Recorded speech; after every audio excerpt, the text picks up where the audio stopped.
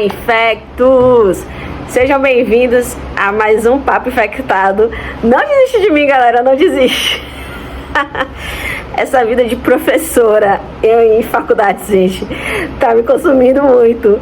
E aí, por isso eu não tô conseguindo me dedicar como eu gostaria aqui ao podcast. Mas eu não esqueço de vocês. E em breve a gente volta aqui à nossa programação normal. Enquanto isso, eu fiz uma aula para a Liga de Infecto da Universidade Federal de Rondonópolis sobre arboviroses. E ficou muito legal. Eu pedi autorização para eles conseguirem gravar a aula e tô deixando aqui disponível para que vocês também possam estar revisando esse tema e aprendendo junto com a gente, tá bom? Vai, assiste, questão, participa, comenta aí que eu vou adorar ver a interação de vocês. Um beijo todo mundo Infecta Lover. Aproveita já, me segue aqui no Spotify, já deixa 5 estrelas, certo? No nosso podcast. Se você tá vendo no YouTube, me segue aqui. Vamos aumentar aí essa legião de Infecta Lovers. Beijão e eu te vejo até o próximo vídeo. Gente, então, Bruno me convidou para dar essa aula sobre arboviroses. Um tema complexo, grande, mas que a gente vai poder discutir aqui os pontos principais e principalmente relevantes para atuação na prática clínica, tá? Eu trouxe um casinho para a gente começar e durante a apresentação eu também resgatei algumas questões de residência médica para que a gente possa estar discutindo e ficar algo mais interativo, tá? Então vocês podem ficar à vontade, participar no chat. Eu vi agora a Gabriela aqui dando bom dia, Gabriela.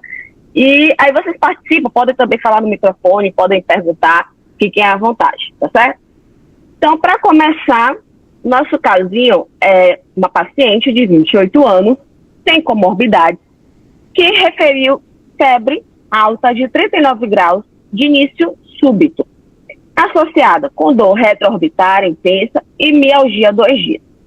Além disso, apresenta dor nas articulações, principalmente nos tornozelos e punhos, e erupção cutânea maculopapular discreta, que começou a aparecer no segundo dia de febre. Refere também cefaleia e sensação de mal-estar geral. Não há histórico de sangramentos, mas menciona dor abdominal leve.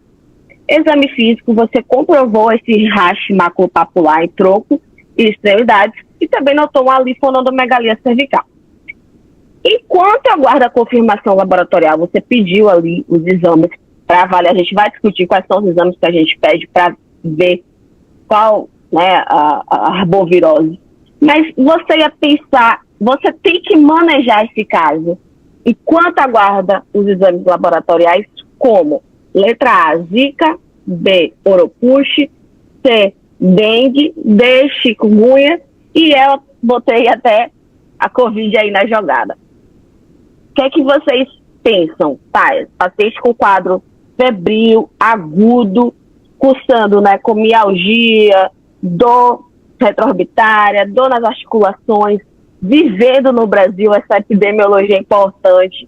A gente vai pensar, né, em alguma virose, em alguma arbovirose, mas nesse momento, enquanto aguarda os exames, você tem que manejar como o quê? O que é que vocês acham? Eu acho.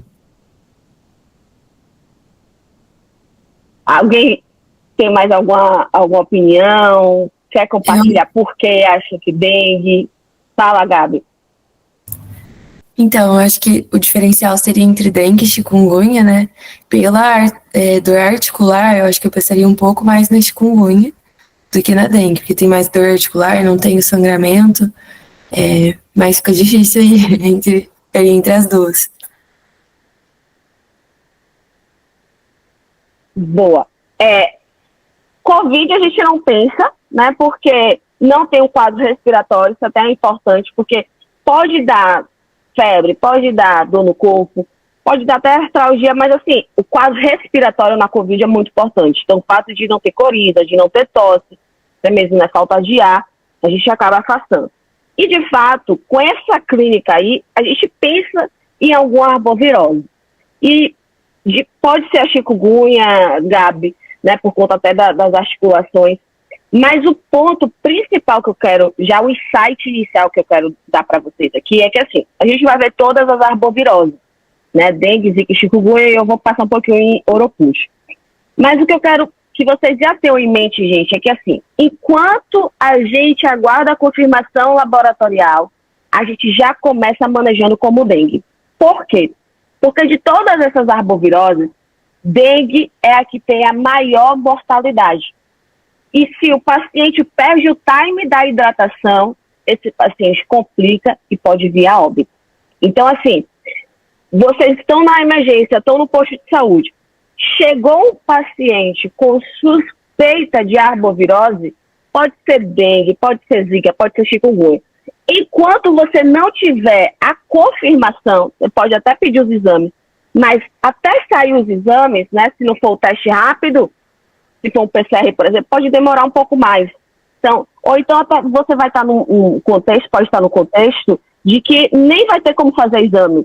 Porque, por exemplo, ano passado, 2024, com aquele surto absurdo, com a grande demanda, inclusive o próprio Ministério respalda isso, o grupo A até grupo B, não precisa de confirmação laboratorial de dengue. Então, suspeitou de arbovirose, enquanto você está ali investigando, já começa tratando como dengue. Porque a gravidade é muito maior. A mortalidade é muito maior. Então, esse é o primeiro insight que eu quero dar para vocês. Que assim, depois, paciente, você viu lá, saiu PCR, é zika, saiu PCR, é chikungunya. Pronto, a gente vai continuar o manejo adequado, mas fica tranquilo no sentido de, velho, eu fiz a hidratação precoce, que é isso, e vigorosa. A hidratação precoce e vigorosa na dengue, porque isso é o diferencial, tá? Mas vamos lá, vamos começar aqui então nossa discussão.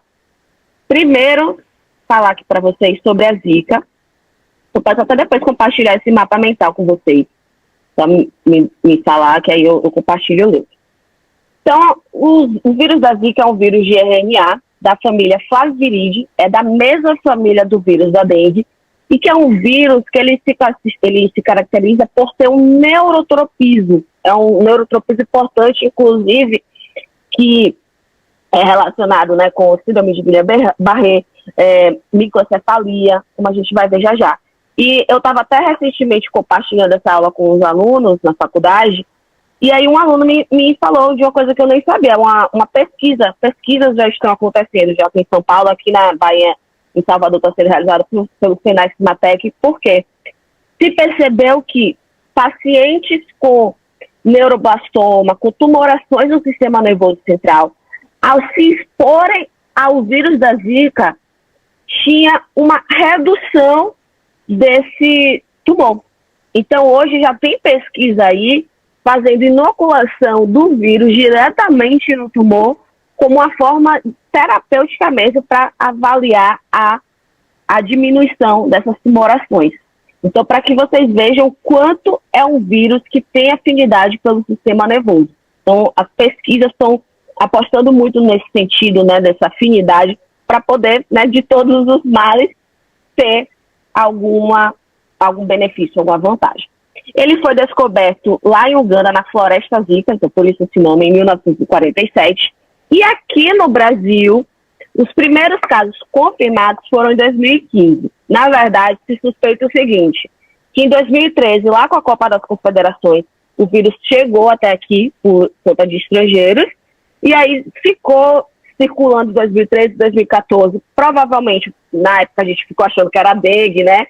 E aí só em 2015, por conta do aumento das microcefalias, da síndrome de Guillain-Barré, que a gente começou a isolar e identificar a zika aqui no Brasil. O Ministério da Saúde hoje disponibiliza os dados epidemiológicos das arboviroses. E aí eu vou mostrar aqui para vocês. Vocês estão conseguindo ver a imagem? Aqui, pronto.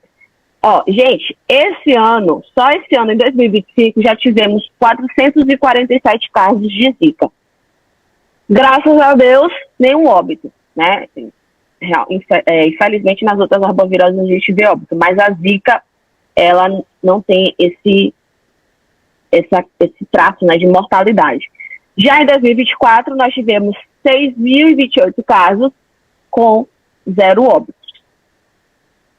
transmissão, é que vocês já estão cientes, né? A fêmea do mosquito, a transmissão vetorial, o principal que lidera, né, o Aedes aegypti, mas pode ter transmissão ocasional pelo Aedes albopictus.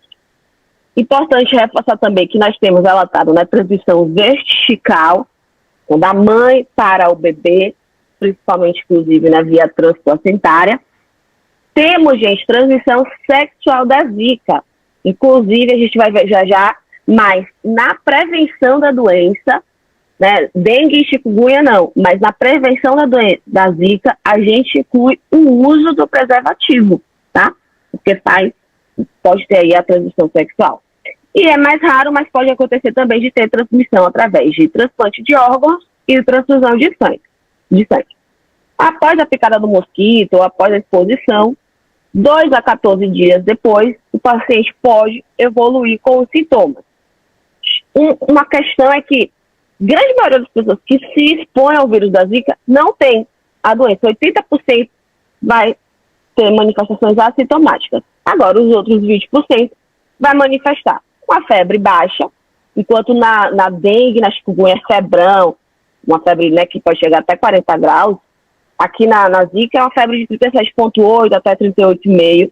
É bem característico esse rache máculo-papular, né, que a gente tem as manchinhas, as pápulas e os carocinhos, eritematoso, e que é bastante pruriginoso, coça bastante.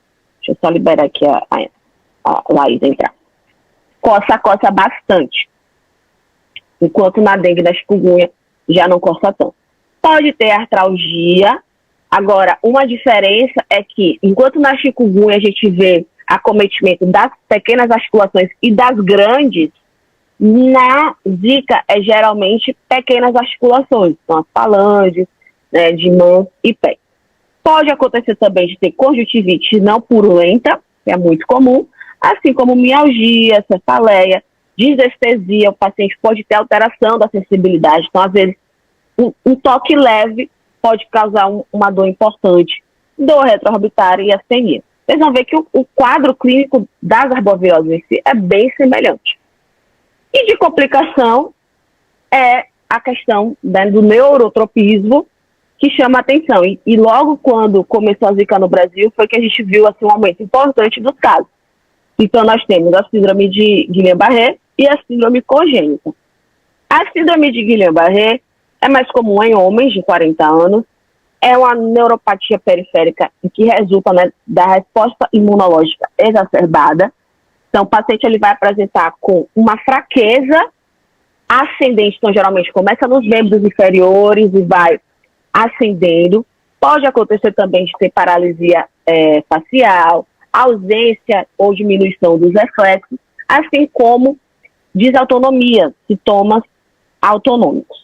No líquido, a gente só vai ter de alteração a proteinorraquia, a eletroneuromiografia mostra um realce do nervo e o tratamento é com a imunoglobulina. Acontece, é importante frisar que, assim, geralmente a síndrome de Guillain-Barré começa ali entre 6 a 10 dias após o início dos sintomas da Zika. Mas tem relato na literatura aí de pacientes que semanas depois do início da Zika teve quadro de Guillain-Barré. É feita a imunoglobulina e a grande maioria das pessoas respondem, né, tendo uma melhora aí do sintoma. E temos a síndrome congênita, que, para vocês terem noção, teve um impacto tão grande a ponto de que essa transmissão vertical, essa associação de Zika com microcefalia, nunca tinha sido relatado na literatura. Aconteceu aqui no Brasil, né? Então, o Nordeste brasileiro, a gente teve aí um aumento importante da microcefalia, e essa correlação foi até feita por um infectologista baiano. O que acontece, né? O que se viu, que gestantes que adquiriram a Zika no primeiro e no segundo trimestre, principalmente, né, naquele momento de formação do bebê, acabam transmitindo via placenta para o feto, e aí, por conta do neurotropismo, ele vai para essas células ainda que não são bem diferenciadas do sistema nervoso e pode causar alterações como microcefalia, aumento da tonicidade, convulsões, choro, irritabilidade, calcificações do sistema nervoso central. Pode acontecer também de ter a artrogripose, como vocês veem aqui na imagem, que são essas deformidades, essas alterações ósseas, assim como pode ter alterações oculares. Infelizmente, foi relatado também, né, aborto, morte neonatal, natimortos, enfim. Como é que, então, a gente vai prevenir? O tratamento, gente, eu deixei para falar de todas juntas, tá? A gente tem que prevenir os mosquitos, aquele beabá que é aquela coisa, né, velho? A gente já está cansado de ouvir, mas que a gente, como população, negligencia tanto. Mas que a gente precisa reforçar, que é importante a gente não deixar acúmulo de água, a gente evitar acúmulo de lixo, a gente usar o repelente, tá certo? E no caso da zika, meu povo, como tem transmissão sexual relatada, precisamos orientar o uso do preservativo. Então, os artigos falam dos homens manter o uso do preservativo até 3 meses após o início do sintoma, porque o vírus, mesmo com a melhora clínica, o vírus pode se manter ali no sêmen por um período maior. E as mulheres manter o uso do preservativo até pelo menos 2 meses do início do sintoma. É uma informação que a gente não vê sendo tão veiculada, mas que no caso da zika a gente precisa atentar. Em relação à doação de sangue, pessoa que teve zika só pode doar 30 dias após, e contactantes sexuais de alguém que teve zika. Então, uma pessoa tem relação sexual com alguém que teve zika. Essa pessoa, contato, só vai poder doar 30 dias após a última relação sexual, porque pode ter tido transmissão sexual, então para que não haja transmissão via doação de sangue. Temos algumas vacinas em andamento para zika, mas estão em fase 1. Aí eu trouxe uma questãozinha aqui, vou mostrar para vocês, é do TES Goiás 2025. De acordo com o Guia da Vigilância em Saúde do Ministério da Saúde do Brasil, pacientes que apresentam exantema maculopapular pruriginoso, acompanhado de um ou mais dos seguintes sinais e sintomas: febre, hiperemia conjuntival, conjuntivite não purulenta, atralgia, polertralgia, edema periarticular, enquadram-se nos critérios de definição de caso suspeito de: letra A, zika; B, dengue; C, chikungunya; D, rubéola. Vocês marcariam o que aí?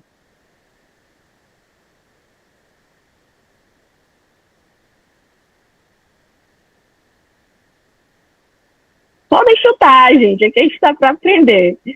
Aqui é onde a gente pode errar, onde a gente pode aprender.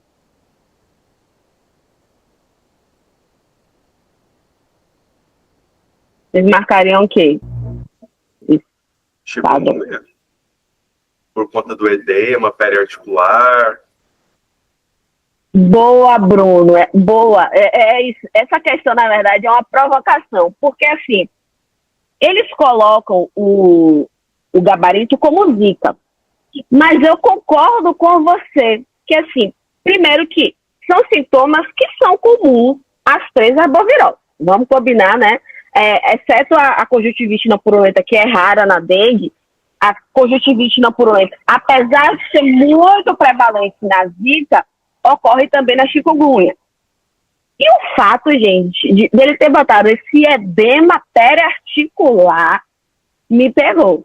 Porque, como o Gabi falou no início, a artralgia, o edema, é muito mais importante na chikungunya do que na zika. Tudo bem que o rash pruriginoso, né, é muito mais prevalente na zika, a conjuntivite não purulenta, mas esse edema periarticular e essa artralgia, então assim, no gabarito eles colocam como zika, mas eu concordo, eu marcaria chikungunya, porque eu vejo que assim, são sintomas muito similares, mas tem algumas coisas que puxam mais uma para outra, né, e o edema periarticular, de fato, é muito mais frequente na chikungunya.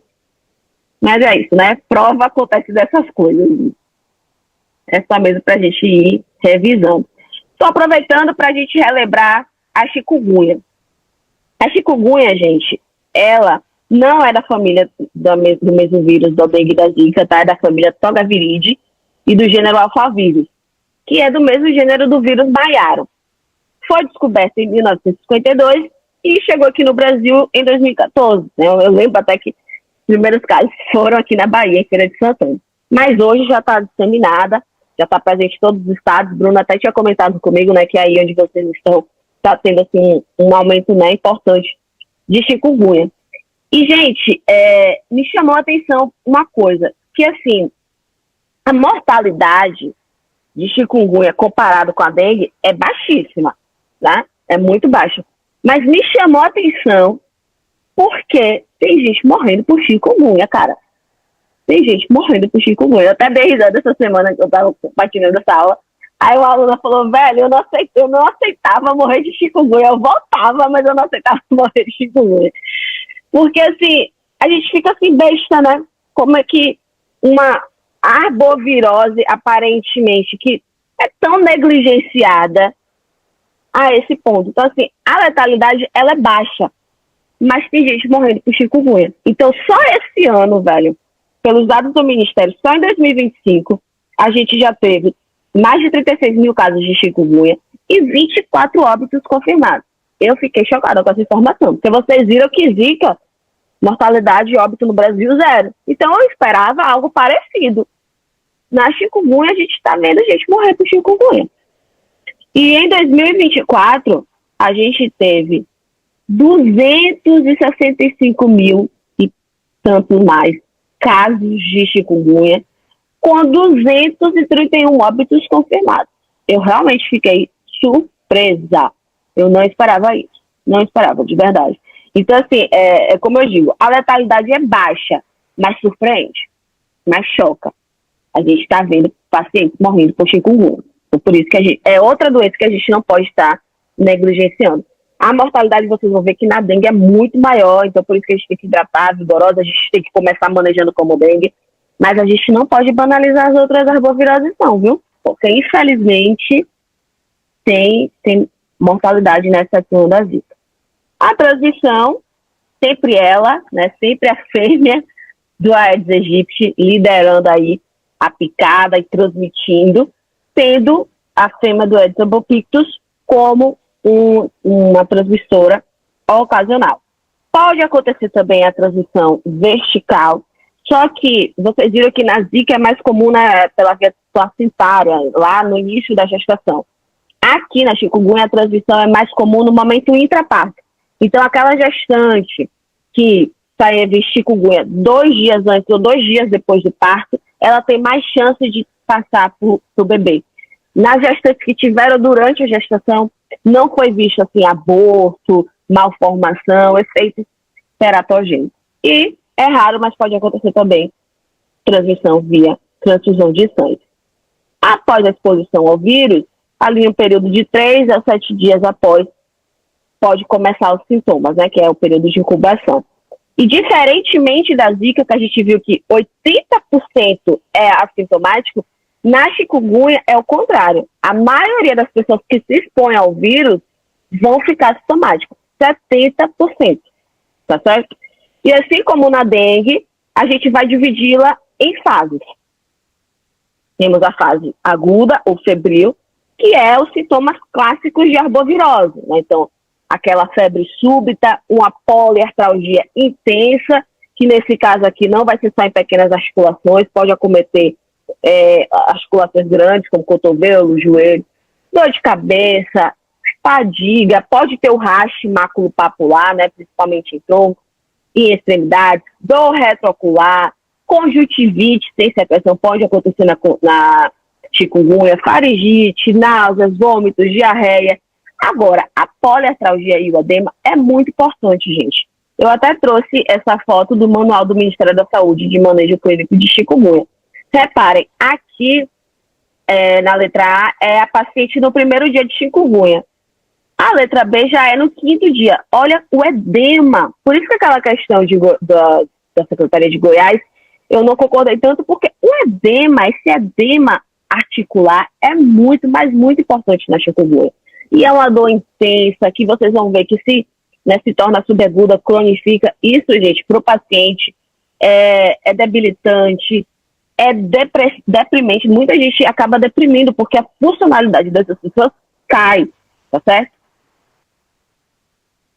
Pode acontecer no caso de neonatos, né, que adquirem naquele momento ali intraparto, ter febre, ter recusa alimentar, edema em extremidades, racha, até meningoencefalite. No laboratório a gente pode ter querulocócitos com linfopenia, inclusive chikungunya das arboviroses, ela é a que mais causa linfopenia, aumento de PCR e VHS. Essa fase aguda aí pode durar de 7 a 14 dias, e que geralmente é o que, né, as pessoas vão ter ali. Mas muita gente também pode evoluir para a fase aguda ou crônica. Ou seja, melhorou a febre, mas manteve ou até piorou a artralgia, passou a ter edema de tendão, isso causando uma tenossinovite, podendo causar síndromes. Então, por exemplo, se tem um edema de tendão aqui da região do punho, pode causar síndrome do túnel do carpo, tá certo? E assim, gente, a fase subaguda... 3 meses. A partir do momento que passa de 3 meses, a gente considera como uma fase crônica, tá? Tendo relato aí de gente que ficou com sintomas até 6 anos após. Então, é uma doença que pode debilitar bastante. Inclusive, na fase crônica, o paciente, além da artralgia, né, das tenossinovites, pode ter até neuropatia. Então, por conta do edema, pode até das tenossinovites, pode ter compressão do nervo, então tem uma neuropatia periférica. Se percebeu que quem é que tem mais chance de evoluir para a fase crônica? Pacientes acima de 45 anos, sexo feminino, ter alguma alteração, alguma disfunção articular previamente a chikungunya, e quem teve muita dor, muito edema já lá na fase aguda, tá certo? Os pacientes que evoluem para as formas graves, geralmente são aqueles pacientes que têm comorbidades, crianças, né, extremos de idade, criança, idoso, ou que usa algum anti-inflamatório não esteroidal.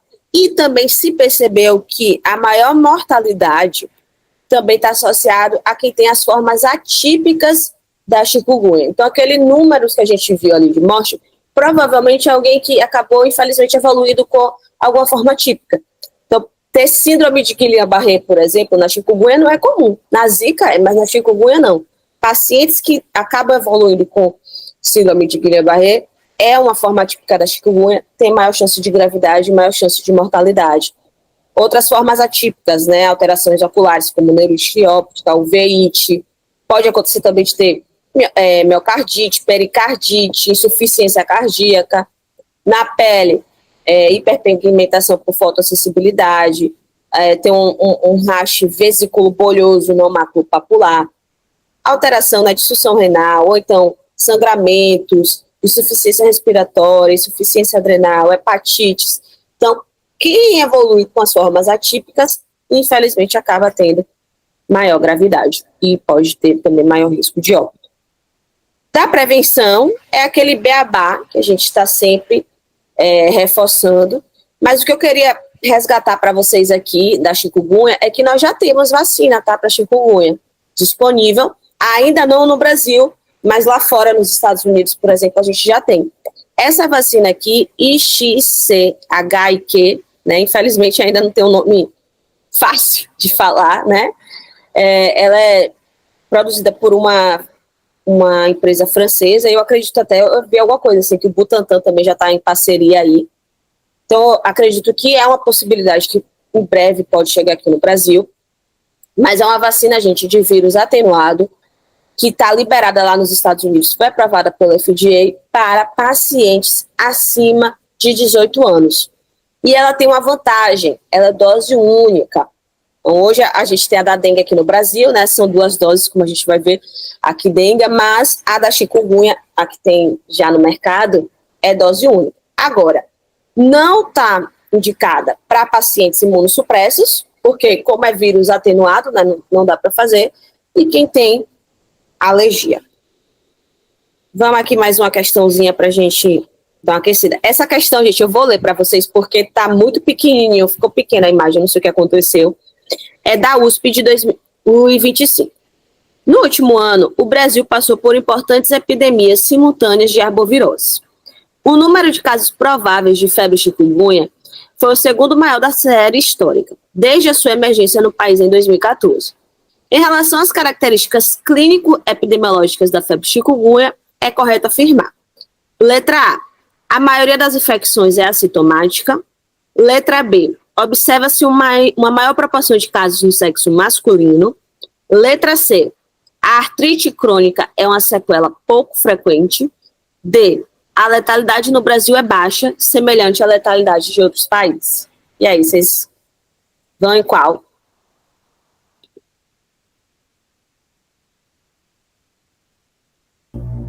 D? D? Vocês estão falando? Eu não tô ouvindo. Alguém tá falando? Letra D. Deu pra escutar? Bruno, agora eu acho que meu fone estava desativado. Letra D. Ah, pronto, agora eu ouvi que meu fone estava desativado, desculpa. Letra D, isso aí. Porque assim, ó, vamos lembrar, ó, a maioria não fica sintomática, pelo contrário, na chikungunya chama a atenção que a maioria que se expõe ao vírus fica com sintoma. Em relação ao sexo, não é o masculino, né? Até pelos dados epidemiológicos do Ministério da Saúde, predomina mulheres. Inclusive, essas mulheres, nós do sexo feminino temos mais chance de cronificar. A artrite crônica não é uma sequela pouco frequente, é muito comum, e é a letra D. É baixa a letalidade. Agora a gente fica chocado, porque infelizmente tem gente morrendo de chikungunya, mas comparado, né, com o número total de casos e comparado até com a dengue, a letalidade é baixa. Dengue. Dengue, meu povo. Vou só colocar aqui no início. A dengue é transmitida, né, pelo vírus do dengue. Então, a gente tem 5 sorotipos, sendo que os 5 ele foi descoberto lá em 2013 na Malásia, na Ásia, mas não tem relato aqui no Brasil, né? Então, aqui no Brasil a gente tem os 4 sorotipos, né? Tem 1, 2, 3 e 4. É da mesma família do vírus da Zika, tá certo? E, gente, é surreal, assim, o quanto é uma doença que, poxa, tem inúmeros casos. Gente, só em 2025, velho.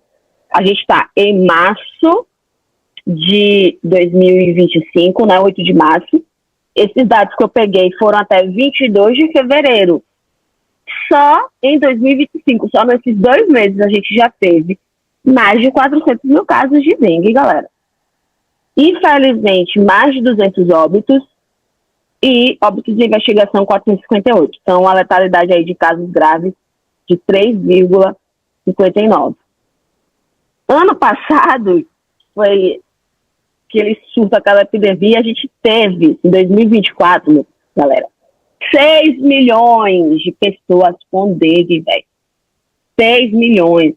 Uma letalidade em casos graves acima de 5, com mais de 6 mil pessoas morrendo por dengue. Então, por isso que, assim, eu lembrei para vocês aqui no início, gente, a gente não pode dar mole, a gente não pode vacilar com dengue. Então, assim, chegou com suspeita de arbovirose, se você não tem como confirmar, se você está ainda aguardando o resultado, vai manejando como dengue, porque a quantidade de casos é muito maior por dengue e a mortalidade é muito maior, infelizmente. Infelizmente. A boa notícia é que quando faz um comparativo, né, de 2024 para 2025, a gente não teve tantos casos em janeiro e em fevereiro como no ano passado. No ano passado a gente teve aquela explosão de casos, né? Então, por exemplo, em fevereiro de 2024 a gente teve 1 milhão de casos de dengue. Esse ano, até 22 de fevereiro, tinha relatado 255 mil. Então, assim, ainda tem muita gente tendo dengue, mas parece que esse ano não vamos ter aquela explosão de casos que nós tivemos no ano passado.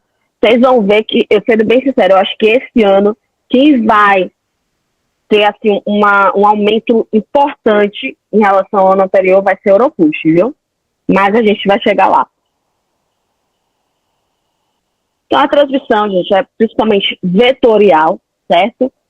Ela, de novo, a fêmea do mosquito Aedes aegypti é hematófaga, ela que transmite, e o albopictus sendo o agente ocasional. Aqui da patogênese, meu povo, eu não vou entrar em muitos detalhes da parte imunológica, mas eu só quero lembrar para vocês o seguinte, que quem tem dengue pela segunda vez, a gente acaba tendo um maior alerta, porque esse paciente ele pode evoluir com maior gravidade. E a imunopatogênese que justifica isso.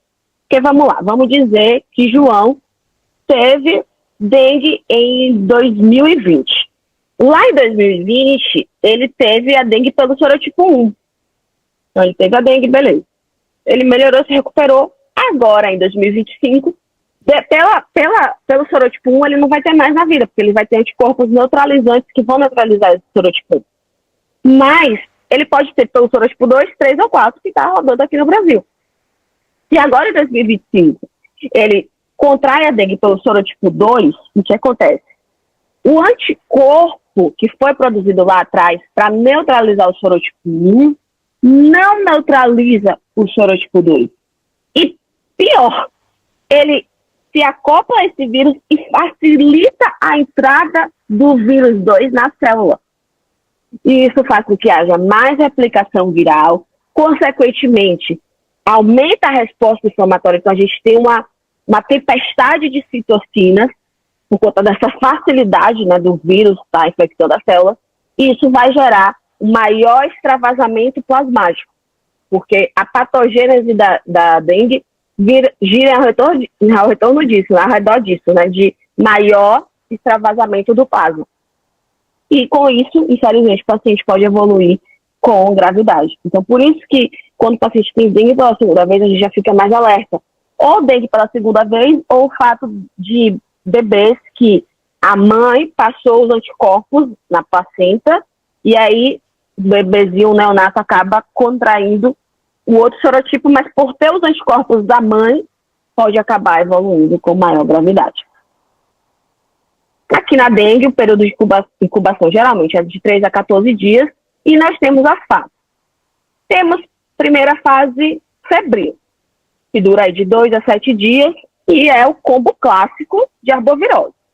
Febre alta, que é febrão, podendo chegar a 40 graus de uma hora para outra, mialgia, muita dor pelo corpo, artralgia, pode ter cefaleia, principalmente, né, com dor retroorbitária, acontecer também do paciente ter sintomas gastrointestinais, como hiporexia, náuseas, vômitos. Aqui nessa fase febril, pode ter manifestações hemorrágicas, mas são leves, como a epistaxe, por exemplo, e é característico o rash maculopapular, que a gente vê nas arboviroses, né, que pode ser pruriginoso, mas que é muito mais pruriginoso na zika. E nessa fase febril, gente, esse rash na dengue, ele tem uma palidez à digitopressão. Então, você vê aqui nessa imagem mesmo que a pessoa, né, colocou a palma da mão e ao retirar fica a marca. Então, essa palidez à digitopressão é comum no rash da fase febril da dengue. Crianças, como elas não conseguem verbalizar, elas podem evoluir com fraqueza, sonolência, recusa alimentar, recusa a amamentação, muita irritabilidade, muito choro, pode ter sintomas gastrointestinais como diarreia, vômitos, náuseas, tá certo? E pode acontecer também em adultos, né? Já tem hepatomegalia dolorosa e ao laboratório a gente já vai ter plaquetopenia. Aí o que acontece? Em 2 a 7 dias, o paciente ele pode ir melhorando, ir para a fase diretamente da fase febril e diretamente para a fase de recuperação, ou ele pode ir para a fase crítica. A fase crítica, gente, começa quando a febre some. Por isso que a gente costuma dizer, ó, nossa preocupação na dengue é quando a febre desaparece. Por quê? Quando a febre desaparece, aumenta a permeabilidade vascular.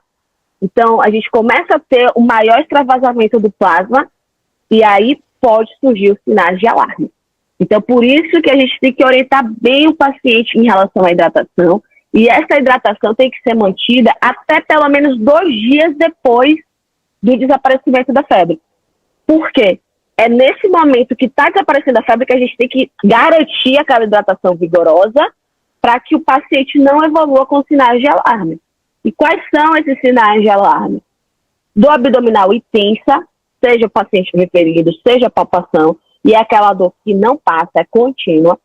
Vômitos persistentes, acúmulo de líquido, você percebe ao exame físico, né? Um ascite ou algum exame ultrassonográfico, você identifica ascite, ou então na radiografia histórica tem um derrame pleural, no eco tem um derrame pericárdico, ou também você escuta alguma alteração. Pode ter hipotensão postural ou lipotímia, então o paciente ele pode até verbalizar, eu levantei da cadeira, ou então ao acordar, levantar da cama, eu fiquei tonto. Ao exame físico, hepatomegalia maior que 2 centímetros abaixo do rebúrgio costal, sangramento de mucosa, também sinal de alarme, e letargia ou irritabilidade. Vocês estão no PS, estão no BS. Chegou um paciente com suspeita de arbovirose, abre o fluxograma do Ministério da Saúde e questiona ativamente desses sinais de alarme, gente. Questiona ativamente. Por quê? Tendo um sinal de alarme, vocês vão ver que a gente precisa internar esse paciente porque ele deve estar acontecendo na veia.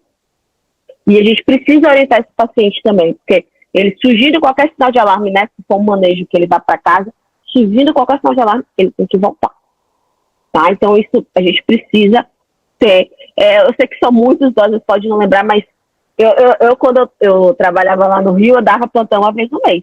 Eu entrava no plantão já abrindo o fluxograma do Ministério da Saúde de dengue, porque chegou um paciente, eu suspeitava de arbovirose, eu abria para questionar ativamente dos sinais de alarme, tá certo? Nesse momento aqui, se o paciente não tiver uma abordagem, uma hidratação vigorosa, ele vai evoluir para dengue grave. Ainda na fase crítica, ele evolui para dengue grave, porque extravasou tanto o plasma que ele vai evoluir para um choque. Ele vai evoluir para alguma hemorragia grave, principalmente aqueles que usam algum anti-inflamatório não esteroidal ou anticoagulante, e ele vai evoluir também com alguma disfunção de órgão, uma hepatite, uma encefalite, uma miocardite, tá? Da fase crítica, o paciente evolui para a fase de recuperação. Então, pode acontecer dele ir da fase febril diretamente para essa fase de recuperação, ou ele pode ir da fase febril e para a fase crítica e depois ir para a fase de recuperação, que é justamente a melhora do paciente. Então, ele melhora clinicamente, o plasma começa a ser reabsorvido, pode até surgir um rash aqui nesse momento, mas é um rash diferente, né? Enquanto no rash da fase febril a gente tem ali um rash maculopapular, com palidez a digitopressão, aqui o rash a gente considera chama assim, um mar vermelho com ilhas brancas, porque você tem, né, uma base eritematosa e que tem uns pontos ali de mais claro, né? Lembra um livedo e não tem aquela palidez a digitopressão. Pode também ser pruriginudo esse rash. Eu gosto bastante aqui dessa imagem, é para mostrar os marcos, né? Então, assim, aqui na fase febril, o paciente começa tendo o febrão, a febre súbita, a desidratação, tá certo? Pode acontecer de começar a ter a queda das plaquetas e a gente tem a viremia. Então, o pico, né, o aumento do vírus no sangue. Melhorou a febre, vocês veem aqui, quando já não tem mais febre, começa a fase crítica. Aí, nesse momento, a gente tem que ficar alerta, porque pode ter sangramento, pode ter disfunção de órgãos e pode ter aumento do hematócrito com queda importante das plaquetas. Aqui, a partir do 5º dia, mais ou menos, a gente já começa a ver. A gente já não tem mais a viremia, a gente começa a ver a produção de anticorpos. E aí, depois, é a fase de recuperação, que começa a ter a reabsorção do plasma, as plaquetas começam a aumentar, o hematócrito a normalizar e a ascensão do IgM e depois do IgG. Para prevenção, né, temos o nosso beabá de sempre, né, de não acumular água, não acumular lixo. Os repelentes, importante garantir, gente, isso aqui vale até também para o chikungunya. A gente precisa garantir que o repelente tenha uma dessas 3 substâncias aqui, porque são substâncias comprovadamente eficazes contra o Aedes aegypti. Então tem que ter ou IR3535, ou DET, ou icaridina. Outro método de prevenção que está sendo bastante disseminado aqui no Brasil é o método Uobatia. Não sei se vocês já ouviram falar, mas a Fiocruz que tem liderado esse método aqui no Brasil. A Uobatia, ela é uma bactéria e ela vive no intestino de mosquitos, de moscas. Só que não tem no intestino do Aedes aegypti. E aí o que foi que eles perceberam? Que ao inocular a Uobatia no intestino do Aedes, fazia com que as fêmeas não colocassem ovos. Então, acaba rompendo aí o ciclo de reprodução e de transmissão. Então, é meio que um controle ambiental. É você soltar no ambiente mosquitos, né, com a Uobatia. Esses mosquitos acabam cruzando, repercutindo essa Uobatia para outros mosquitos, e aí não tem a deposição de ovos. É um método que já tem algumas cidades, Niterói, aqui já tem no Ceará, a Fiocruz que está liderando isso. E assim, ano passado, enquanto estava tendo aquele surto, né, de dengue, enquanto no Rio de Janeiro a gente estava tendo um aumento importante dos casos, Niterói não estava tendo esse impacto. E um dos motivos foi por conta do método Uobatia. Então, tem sido aí também uma alternativa. E o que a gente tem fortalecido bastante, que esperamos em breve que aumente aí para todo mundo, para toda a população, é a vacinação, né? Hoje a gente tem a Qdenga, que é uma vacina tetravalente atenuada, certo? Então ela vai imunizar contra os 4 sorotipos de forma atenuada. Tem intervalo de 2 doses, ela tem 2 doses com intervalo de 3 meses. Mostrou aí a longo prazo, né, uma eficácia de 63% para prevenir doença sintomática de qualquer gravidade e 85% para evitar internação. Então, o impacto dela também é muito importante até para evitar a gravidade da doença. É indicado tanto para quem nunca teve dengue ou para quem já teve, de 4 a 60 anos de idade, sendo que no SUS está liberada para pacientes de 10 a 14 anos. Recentemente, o Ministério da Saúde, por conta da proximidade das vacinas em alguns locais, recomendou o seguinte, que se, por exemplo, tivesse faltando um mês para vencer a vacina, liberasse para toda a população. Eu cheguei a procurar em alguns postos aqui em Salvador, mas não obtive êxito. Então, vocês podem até depois procurar um posto de saúde próximo a vocês, saber se tem alguma vacina para vencer, porque se estiver perto da validade, o Ministério liberou aí que possa estar ampliando aí a faixa etária, tá? Mais a faixa etária que está preconizada de 10 a 14 anos. Contraindicado em quem tem alguma alergia, algum componente da vacina, pacientes com alguma imunossupressão, né, porque é uma vacina que não é inativada, ela é atenuada, pessoas vivendo com HIV, gestantes e mulheres amamentando. Aqui eu fiz até um comparativo com a vacina do Butantan. A vacina do Butantan ela ainda não está disponível no mercado, mas o Ministério da Saúde até já anunciou que ano que vem vai estar disponível e essa é a nossa esperança, né, de que amplie para a população toda com a vacina do Butantan, mas ano passado saiu um artigo no New England sobre essa vacina do Butantan. É uma vacina também que é tetravalente atenuada e que a vantagem dela em relação à Qdenga é até porque ela é dose única. Mostrou uma eficácia geral de 79% a 73% em soronegativos e de 89% em soropositivos. No estudo, né, nos estudos que eles fizeram, foi realizado, né, tanto com quem teve ou não teve dengue, de 2 a 59 anos.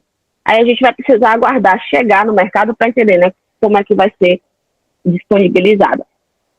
Lembrar para vocês que quem tem dengue, uma dúvida comum, quem teve infecção por dengue, só pode tomar vacina 6 meses após, né, é o mais seguro, 6 meses após ter tido a dengue. Vamos de questãozinha aqui.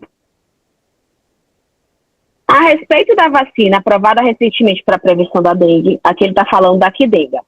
É correto afirmar que, letra A vacina é uma formulação tetravalente de vírus vivos atenuados.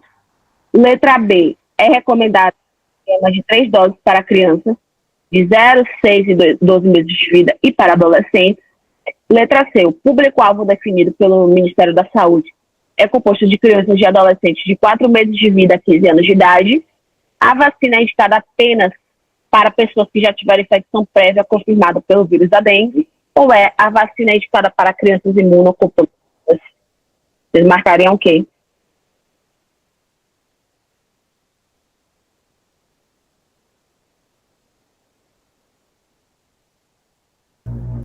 Letra A. Mais alguém quer compartilhar? Vamos começar por baixo, né? Indo até a letra A. Não é uma vacina indicada, né, para imunocomprometidos, como a gente viu, uma vacina que ela é atenuada. Então, o vírus, ele não está morto. Então, pacientes com algum grau de imunossupressão, a gente não indica. A vacina é indicada apenas para pessoas que já tiveram infecção prévia? Não. A gente viu que pode ser tanto para quem não teve dengue ou para quem teve dengue. O público-alvo aí está errado. Eles colocaram 4 meses a 15 anos. Não.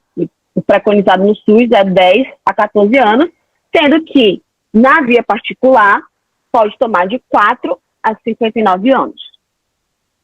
É recomendado 3 doses, né? São 2 doses com intervalos de 3 meses. E aí é a letra A, uma formulação tetravalente, porque pega os 4 sorotípicos e de vírus vivo atenuado.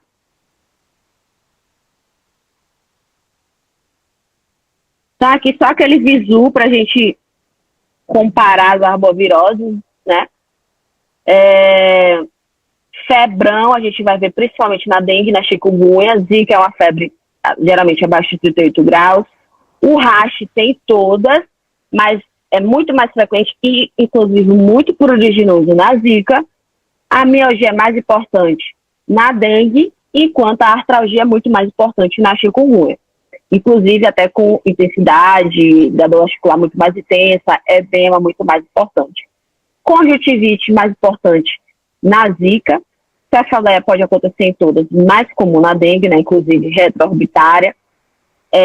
Linfonodomegalia mais comum na zika. Hemorragia tem relato na dengue e na chikungunya não tem na zika. Mortalidade muito maior na dengue.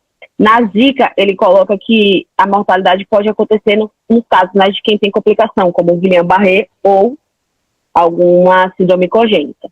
O acometimento neurológico é mais comum na zika, né, porque é um vírus neurotrópico. A leucopenia pode acontecer em todas, mas a linfopenia, a queda dos linfócitos, é muito mais comum na chikungunya.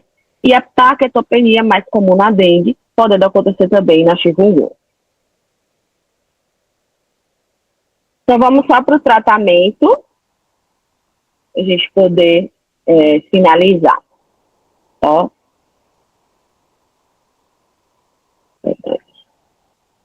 Lembrando aqui só do diagnóstico, gente.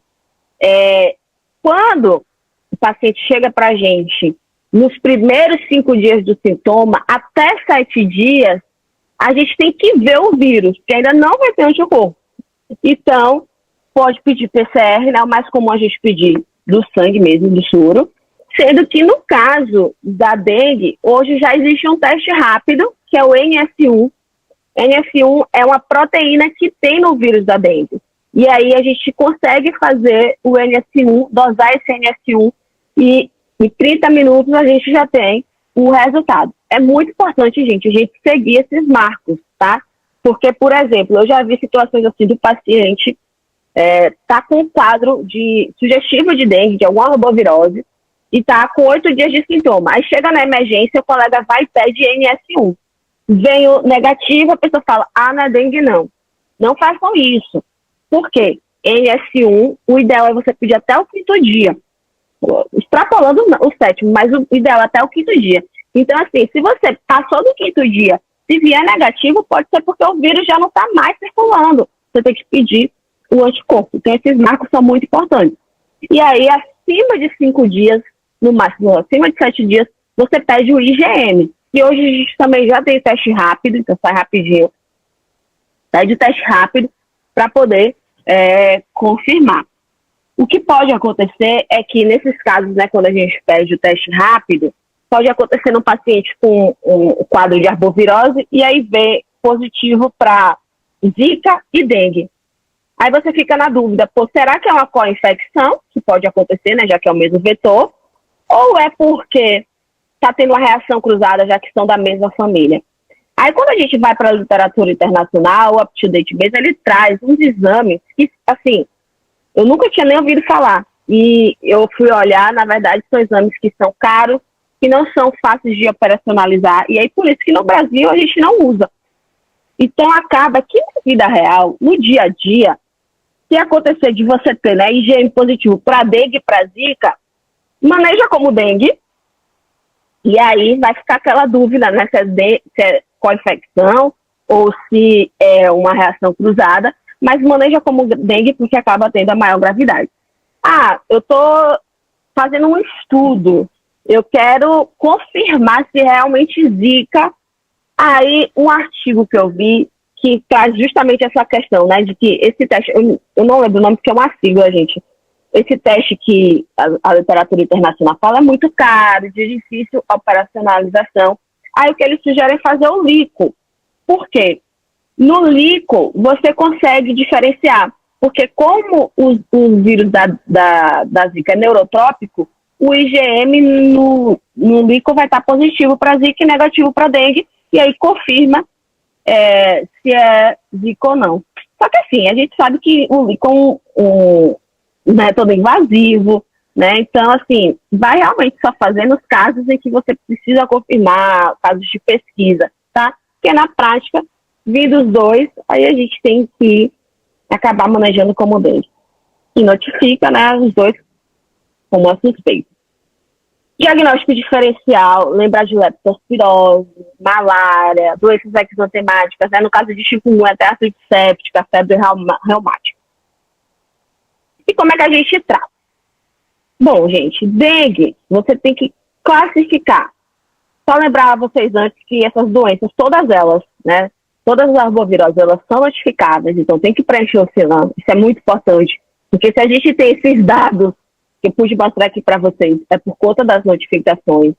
Todas elas, a gente tem que orientar o repouso, atentar, então, né, para dar uma testada para o paciente, sintomáticos, né, reforçar que precisa ser dipirona ou paracetamol. O paciente não pode usar AS, não pode usar anti-inflamatório, justamente para não aumentar o risco de sangramento. E, no caso, né, tá com muita dor nas articulações, você pode orientar a compressa fria. Se você confirmou que é dengue ou não, é uma arbovirose, você vai manejar como dengue, você tem que classificar os pacientes. Hoje, o Ministério da Saúde coloca 4 classificações, que é o grupo A, B, C e D. O grupo A, gente, é aquele grupo que não tem sinais de alarme, que a gente viu aqueles sinais de alarme, não tem sinais de alarme, não tem comorbidade, e nem é gestante, e nem é idoso, e não tem menos de 2 anos. Aí, nesse caso, você vai orientar hidratação vigorosa. Mas, gente, não é qualquer hidratação, não. É hidratação vigorosa, de 60 ml por quilo dia. Então, tem que anotar bonitinho para o paciente saber como fazer em casa. Então, por exemplo, se é uma paciente que tem 50 quilos, 50 vezes 60, 3 litros no dia. No dia, ela vai tomar 1/3 desse 3 litros. Então, 1 litro ela vai tomar de soro de reidratação oral, que pode ser dispensado na própria unidade de saúde ou comprar em farmácia. E os 2/3 restantes é ingesta de líquidos caseiros. Então, água de coco, suco de frutas, chá, tá certo? E falar, essa hidratação você vai manter até 48 horas após assumir a febre. Tem que reforçar isso, porque os pacientes acham que melhorou a febre, então bom. Não. Melhorou a febre, pelo menos até 2 dias depois você tem que manter essa hidratação vigorosa. tá? E crianças com menos de 13 anos, você vai orientar a hidratação, só que muda o quantitativo de ingesta diária. Então, até 10 quilos, 130 ml por quilo dia. Acima de 10, né, 10 a 20 quilos, 100 ml por quilo dia. E acima de 20 quilos, 80 ml por quilo dia. E aí vai chegar para esse paciente e vai orientar sobre os sinais de alarme. Ele vai ter algum retorno, perdão, ele vai ter que retornar. Se tiver algum sinal de alarme, ou melhorou a febre, pede para ele retornar também para você reavaliar. O grupo B é aquele grupo que ainda não tem sinal de alarme, mas que tem algum risco. Então, é o paciente que está gestante, que tem menos de 2 anos, que tem alguma comorbidade, hipertensa, diabético, tem alguma disfunção renal, hepatopata.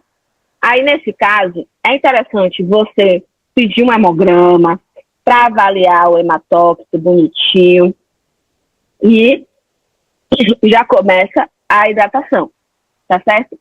Esse paciente, você começa até a hidratar já na unidade, enquanto está saindo os exames de sangue, orientar essa hidratação vigorosa, e o ideal é que ele retorne diariamente na unidade de saúde para avaliar tanto o hematócrito quanto a presença de sinais de alarme.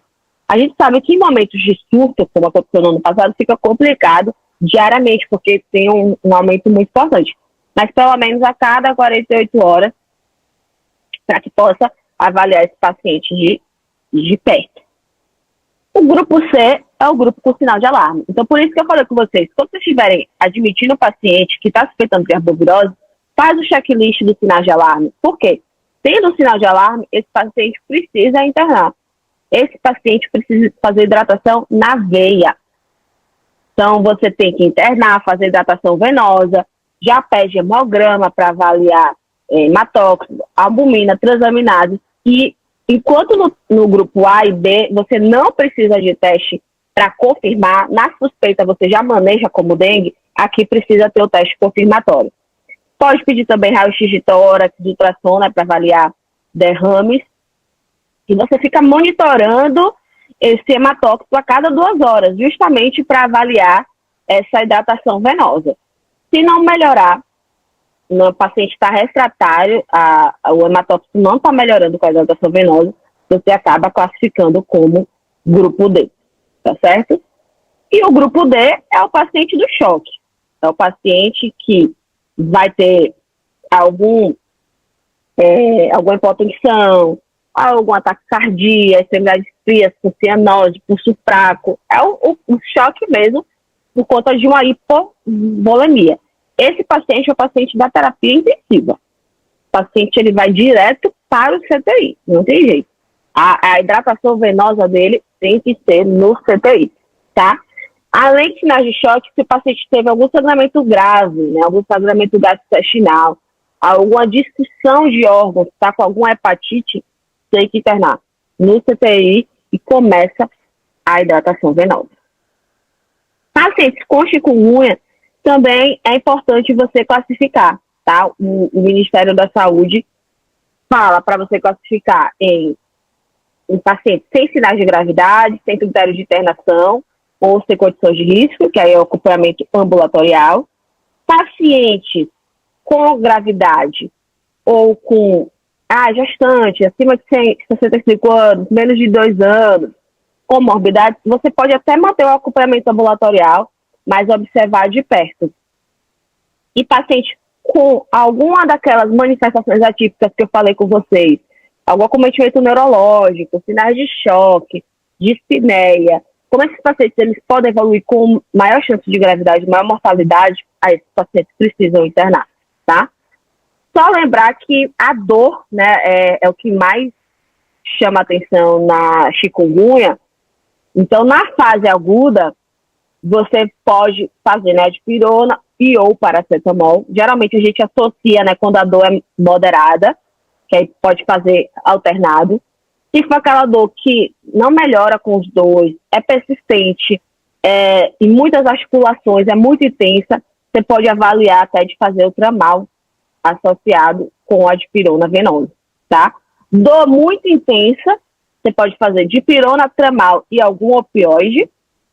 E nos casos de paciente com alguma dor neuropática, amitriptilina ou gabapentina. Na fase aguda, a gente evita o corticoide, tá? O corticoide, a prednisona, a gente vai avaliar nos casos de fase aguda ou crônica, que aí teve a cronificação, né, uma maior inflamação ali daquelas articulações, aí você pode fazer a prednisona até 21 dias.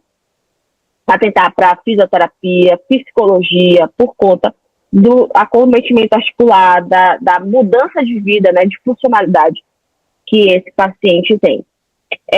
Fase crônica, você pode fazer a fiz a prednisona, não está melhorando, tenta a hidroxicloroquina por 6 semanas.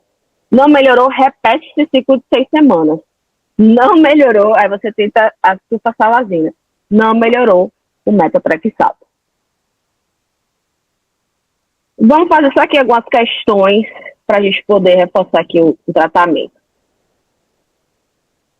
Einstein 2025. Um jovem de 25 anos procura a unidade básica de saúde com febre alta há 4 dias, acompanhada de dores musculares intensas, cefaleia, dor retroorbital e náusea. Ele relata que nos últimos 2 dias notou algumas manchas avermelhadas na pele, principalmente nos braços e nas pernas, além de ter sentido tontura ao levantar-se pela manhã. Ao exame físico, o paciente apresenta febre de 38,7, erupções cutâneas, TA de 170 e pulso de 98. O hemograma revela uma queda no número de plaquetas de 80 mil e um hematócrito aumentado de 45%. Antes até de eu ler as alternativas, vocês classificariam esse paciente em qual grupo? A, B, C ou D?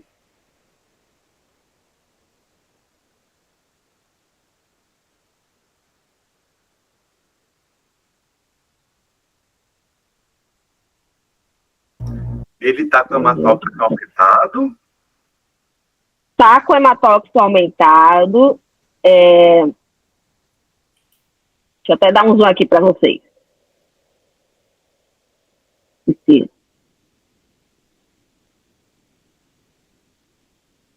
Ó, ele, de sintomas, ele tá com dor muscular, cefaleia, dor retroorbital e náuseas, além de manchas avermelhadas, e referiu também tontura ao levantar-se pela manhã. Ao exame físico, tá com febre e tem no hemograma uma plaquetopenia e hematócrito aumentado. Vocês classificariam em qual grupo?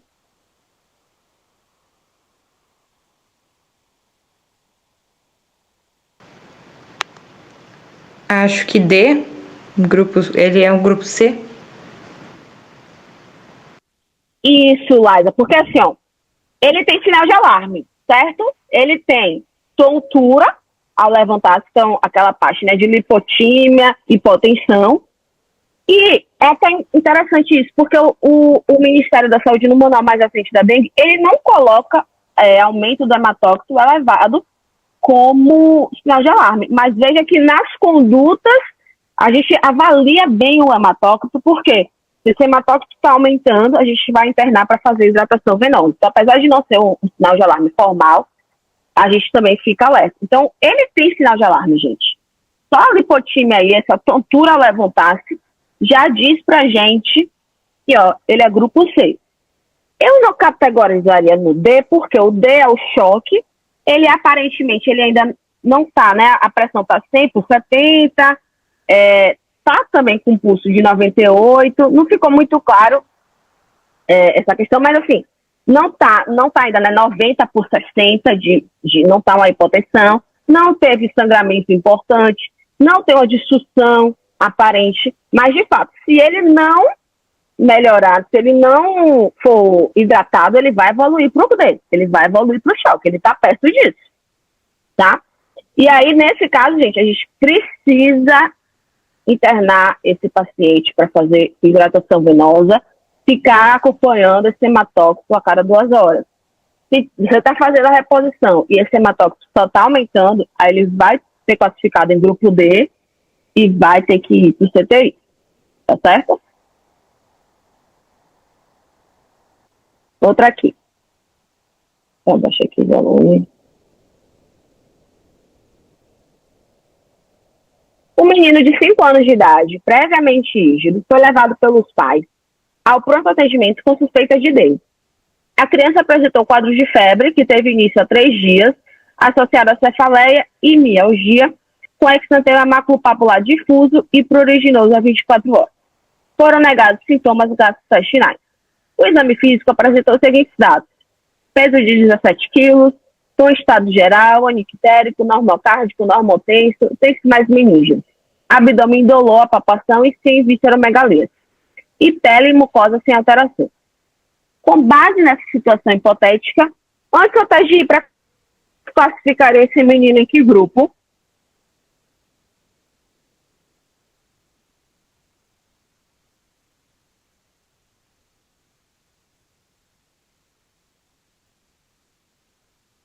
Acho que ele Alguém? pulou fora, né?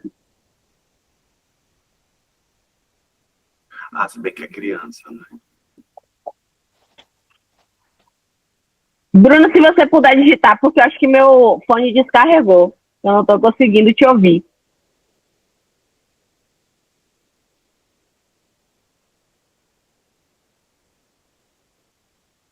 E meu notebook tem uma questão de que a caixa de som tá queimada. Aí eu só pôr o fone. Aí eu acho que descarregou, que eu não estou te ouvindo. Está conectado. Se vocês puderem comentar aqui. Isso, ele não tem sinais de alarme. Ele não tem sinais de alarme. Então, C, ele não é nem D. Certo? E ele encaixaria no B? Será que ele você classificaria como A ou como B? Mas se você criança é B, vamos lá, Bruno. A idade é menos de 2 anos. Se fosse com menos de 2 anos ou acima de 65 anos, aí seria B. Mas se é uma criança acima de 2 anos, então é A. Ela não faz parte do B. O B é menos de 2 anos, acima de 65 anos, gestantes ou comorbidades. Então, esse caso dele, ele seria A, porque ele não tem nem sinais de alarme e ele não está em nenhum grupo especial, nem tem comorbidade. Então, aqui a gente tem que orientar o repouso, tá?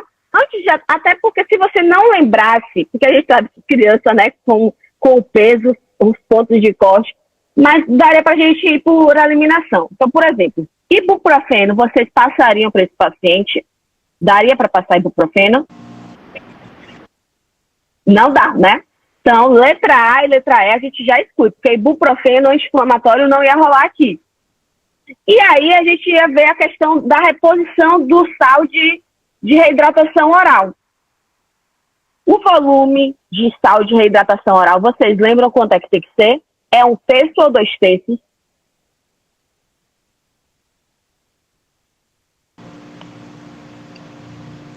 Dois terços. Eu marcaria o B. Isso, é um terço, Laísa, na verdade, é 1/3. Porque, ó, 2/3 é de líquidos diversos. Então, água de coco, chá, suco. 1/3 que é de soro de reidratação oral. A B, ela coloca 2/3 de soro de reidratação oral. E não é isso tudo. Então, seria, na verdade, a letra C. Porque é a letra C que bota, tranquilo. A letra C que bota 1/3 do volume de sal de reidratação oral. Então, por mais que você não lembrasse o ponto de corte, que acaba que na prática, no dia a dia, se você está atendendo uma criança, você dá uma pesquinha, né, para lembrar, ó, abaixo de 10 quilos a 130, 10 a 20, 100, e acima de 20, 80. Mas se você nem lembrasse, daria para ir tirando por isso aqui, tá? E por fim aqui, uma outra questão duenária até essa. Uma gestante de 20 semanas, moradora de área endêmica, chegou à admissão da maternidade com sinais e sintomas sugestivos de dengue. Após o exame clínico obstétrico e laboratorial, a equipe de plantão resolveu internar e tratar a paciente, pois identificou corretamente o seguinte sinal de alarme. Letra A, vômitos esporádicos. Letra B, dor abdominal moderada. Letra C, hipotensão postural e olipotímia. Letra D, diminuição progressiva do hematócrito. Letra E, esplenomegalia de 1 centímetro abaixo do rebordo costal. Vocês colocariam qual aqui?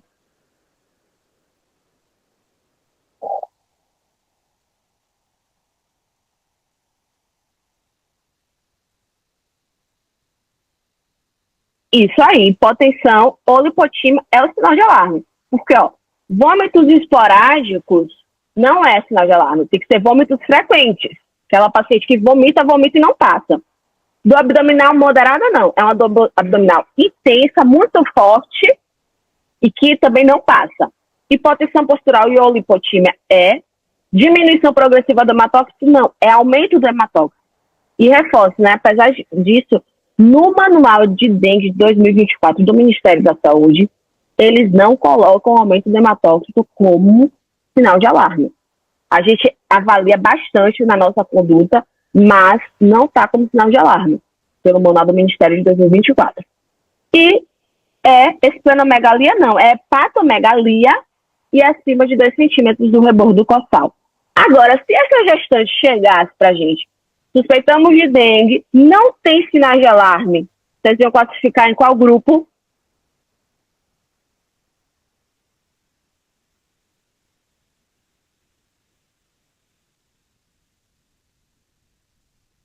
Gestante sem sinais de alarme, grupo B, tá? Grupo B. Bom, e pra gente finalizar, gente, só falar aqui rapidinho para vocês de Oropus, tá? Que não é um vírus novo, né? O vírus Orov. Foi descoberto na década de 50 em Trinidade e Tobago. Chegou aqui no Brasil logo depois, inclusive na década de 60 a gente já teve surto em Belém, né? No Brasil, por conta de Oropus. Só que por muito tempo o Oropus ficou restrito à região norte. E aí em 2024 nós tivemos uma disseminação pelo Brasil, tendo aí um surto, né? Tanto que para vocês verem aqui, ó, a epidemiologia mostrou pra gente que em 2024, gente, nós tivemos mais de 13 mil casos de Oropus. E só agora, em 2025, nós já tivemos 5 mil casos. Então, por isso que eu falei para vocês que eu acho que Oropus esse ano, a gente vai ter uma explosão. Eu não sei por quê, porque em 2024, no ano todo, a gente teve 3 mil casos. Em 2 meses de 2025, a gente já teve 5 mil. Então, assim, é uma doença que a gente precisa ficar atento. E que, infelizmente, a gente já tem óbitos confirmados. Inclusive, os primeiros óbitos na literatura por Oropus foram confirmados aqui na Bahia. Nunca tinha sido relatado óbito por Oropus. Infelizmente, pacientes jovens sem comorbidades faleceram por conta de Oropus. Aqui é para mostrar para vocês os países, né, que tem. Você vê que já está bem disseminada pelo Brasil, mas tem 4 estados, né, que estão liderando aí. Em primeiro lugar, gente, Espírito Santo. Ano passado, dos 13 mil casos, mais de 5 mil era do Espírito Santo. Depois, Amazonas, Rondônia e Bahia. Esses são os 4 estados aí com mais casos de Oropus. É também transmitido, né, pela via vetorial. Agora, graças a Deus, aqui não é gente na jogada. É outro mosquito, é o Culicoides paraensis, que é também conhecido como maruim. Ele é bem pequenininho, o pessoal comenta que a picada dele dói bastante, coça bastante também. E o vetor ocasional é o Culicofaciatus. Mas o mais comum mesmo, né, o que está liderando aí a transmissão, principalmente aqui no Brasil, é o Culicoides paraensis. Já relatamos também transmissão vertical. Isso nunca tinha sido relatado mundialmente, e ano passado, aqui no Brasil, em Pernambuco, nós tivemos casos de transmissão vertical, infelizmente com óbito fetal, infelizmente com microcefalia, tá? Então já foi confirmado tanto a transmissão vetorial quanto a vertical. Sexual e sanguínea suspeita que possa acontecer porque o vírus já foi identificado em sêmen e em sangue, mas ainda não são vias bem estabelecidas. Após a picada, o período de incubação ali é de 3 a 10 dias. E a clínica, a gente lembra muito a arbovirose. É o combo de arbovirose. Então, é febre súbita, calafrio, cefaleia com dor retroorbitária, mialgias, artralgias. Pode ter o rash maculopapular, conjuntivite não purulenta, né? Sintomas gastrointestinais, náusea, vômito, diarreia, dor abdominal, fotofobia. E, no caso da Oropus, pode acontecer da pessoa ter, melhorar e 1 a 2 semanas depois até ter um retorno desses sintomas. Infelizmente, já temos relatado aí, né, morte fetal e alterações congênitas como microcefalia. Guillain-Barré também já foi associado ao Oropouche e o óbito. No Brasil, até o momento, o exame para diagnóstico de Oropouche tem sido o PCR, tá? Então, muitas vezes, como é que a gente vai pensar em Oropouche? É naquele paciente que a gente está ali com um quadro clássico de arbovirose, de dengue, que a gente fez todos os exames e só dá negativo. Aí, nesse caso, a gente tem que começar a pensar, pô, será que é Oropouche? Porque foi assim que o pessoal começou a identificar. Começou a ver um aumento dos casos de suspeita de dengue, e quando fazia o teste, não era dengue. Aí começaram a pensar, pô, será que essas arboviroses menos comuns, então Oropouche, Maiaro, e aí começaram a ver que era Oropouche se disseminando pelo Brasil. O tratamento é o das arboviroses, né, suporte, então, dipirona, paracetamol, repouso, hidratação vigorosa e evitar anti-inflamatórios intestinais. E a prevenção é a mesma, né? A gente ainda não tem vacina, mas intensificar o uso do repelente, evitar acúmulo de lixo, de água parada, tá certo? E é um vírus que é também bastante negligenciado, que a gente tem muito ainda a aprender sobre o Oropouche, muito mesmo, e vamos ver aí a cena dos próximos capítulos. Era isso, gente. Eu dei uma corrigida agora no final também para não ficar muito cansativo para vocês, mas espero que a mensagem principal, né, tenha ficado que lembrem de arbovirose, suspeitem de arbovirose e tá avaliando o paciente, suspeitou de arbovirose, você não tem como confirmar, vai manejando como dengue, faz aquela hidratação vigorosa, porque isso faz diferença para o paciente não complicar, para o paciente não evoluir a óbito, tá certo?